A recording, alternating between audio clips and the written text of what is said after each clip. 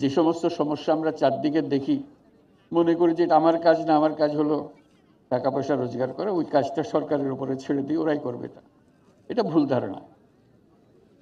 আমাদের যে শক্তি আছে, ব্যক্তির যে শক্তি আছে, সেই শক্তির কাছে সরকারের শক্তি নস্যি, মোটেই তুলনা করা যায় না।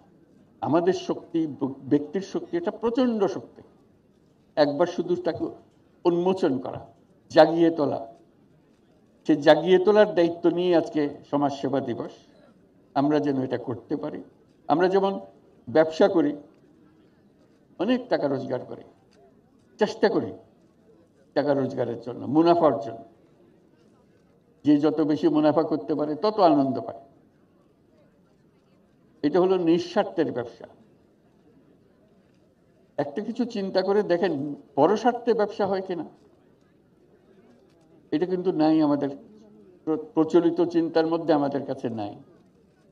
আমরা সেই কথাটাও মনে করিয়ে দিতে চাচ্ছি, নিঃস্বার্থে যেরকম ব্যবসা করা যায়, পরের স্বার্থেও ব্যবসা করা যায়।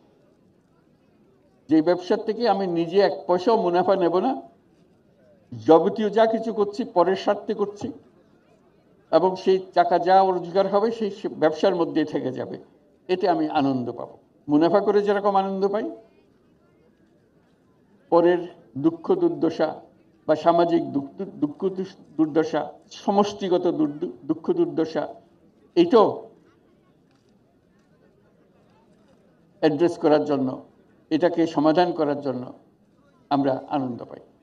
সেই কারণে আমরা উৎসাহিত করি সবাইকে, যাতে এই ব্যবসা, যে পরের স্বার্থে ব্যবসা, যেটাকে আমরা সামাজিক ব্যবসা বলি, সেই ব্যবসাতে উৎসাহিত হয়।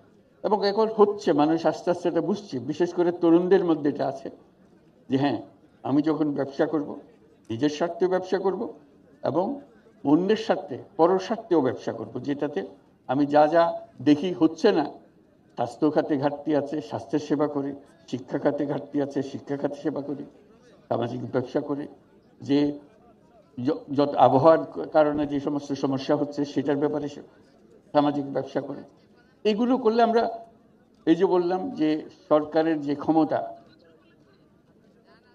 তার তুলনায় মানুষের যে ক্ষমতা, সেটা যদি তুলনা করি, তাহলে সরকারের ক্ষমতা একেবারে নস্যি। মানুষের ক্ষমতা প্রচন্ড শক্তি। আমরা সবাই যদি অল্প অল্প করে সেই নিঃস্বার্থে সঙ্গে সঙ্গে পরস্বার্থের কাজটাও করতে পারতাম, এটা যদি আমাদের মাথায় ঢুকতো, আমাদের মাথায় আমরা নিয়ে আসতাম, তাহলে আমাদের কোনো সমস্যা আর এদিকে তাকাতে হতো না, কারণ মুখাপেক্ষি হতো।